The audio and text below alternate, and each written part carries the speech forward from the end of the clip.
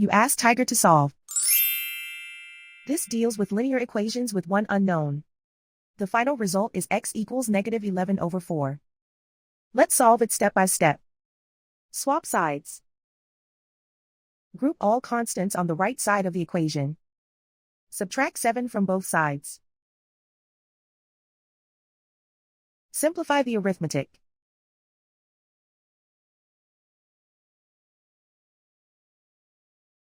Isolate the x. Divide both sides by 8. Simplify the fraction. Find the greatest common factor of the numerator and denominator.